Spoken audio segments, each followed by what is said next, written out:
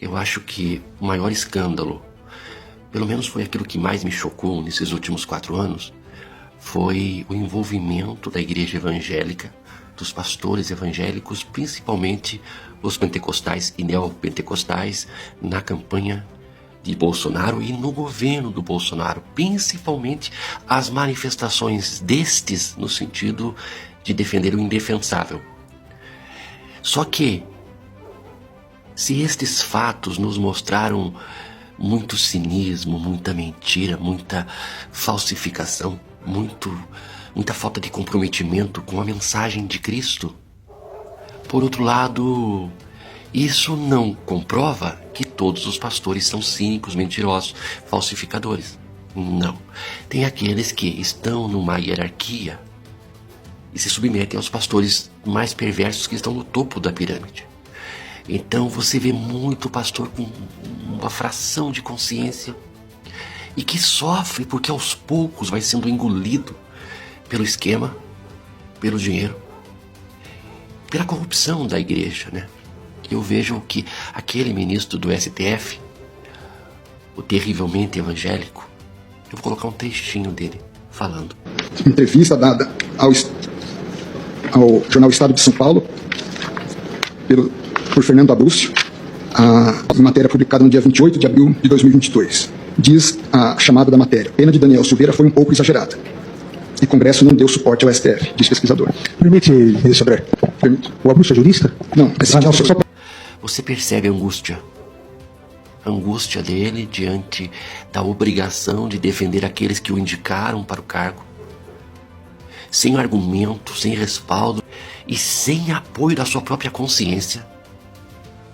Ele é sequestrado por esse esquema e aí se sente obrigado a tentar passar o pano contra a consciência, contra a justiça, contra as leis, contra tudo aquilo que ele aprendeu no seminário pastoral, tudo que ele aprendeu de Jesus. E aí você sente que ele treme, que ele lê, que ele vacila. Que vida infeliz, né? Um cargo no Supremo, custar a alma de uma pessoa. É triste isso. Se você tem uma vocação pastoral, você é chamado para o amor, para o serviço. Eu, apesar de tudo que eu tenho visto, eu não deixei de acreditar em Deus e de que Ele tem os seus instrumentos no mundo, que são muitas vezes marginalizados, muitas vezes não estão dentro, na maioria das vezes, não estão dentro da religião, mas que são verdadeiros anjos que aparecem assim, do nada, e te trazem algum conforto, alguma esperança, acolhimento. Muitas vezes não tem nenhuma formação em psicologia, não são psicanalistas, não são pastores, não estão frequentando igrejas, mas são esses instrumentos. Então, isso para mim é uma vocação. E esta vocação que alguns receberam, alguns pastores também a têm. E se você a tem, fique com a sua vocação e com o seu serviço.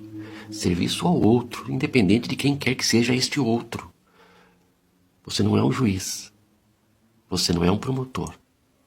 Você não seleciona quem será aquele que cruzará o seu caminho e que será abençoado por meio de você.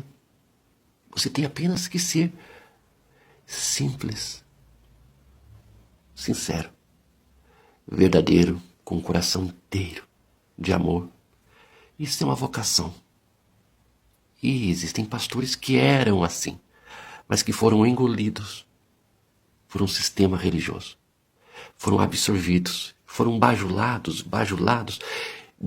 a ponto de começarem a acreditar na bajulação e de se prestarem à vergonha de se auto-bajularem, massageando o próprio ego, se tornando um demônio. Então, se você ainda não virou o demônio, cai fora. Olha, por exemplo, uma lacraia. Você já viu ele sorrindo? Você já viu o Edir Macedo sorrindo? Você consegue sentir a energia deles? Na verdade, o Edir, quando ri, Ele ri de sarcasmo quando zomba, ri de cinismo, mas você não sente paz. Ganhou o mundo inteiro, mas pelas atitudes pode-se concluir que perdeu a alma. Olhe, se você está dentro de uma dessas igrejas, olhe. Este que se diz o pastor, o dono, o papinha, o papa, ele é homenageado todos os dias e se auto-homenageia. Ele se coloca na posição mais alta, se cerca de pessoas que estão no mesmo caminho que ele, no caminho da desumanidade. E lá do alto ele é servido. Esqueceu a vocação, esqueceu o ministério, esqueceu o exemplo de Cristo. Não tem mais conteúdo. Ele administra uma empresa e controla as pessoas, direcionando até o voto, que já foi previamente negociado lá na mais alta cúpula da pirâmide, do esquemão religioso. Essa gente é terrivelmente infeliz. E quanto mais ele é sequestrado por esse sistema, quanto mais ele é obrigado a se submeter,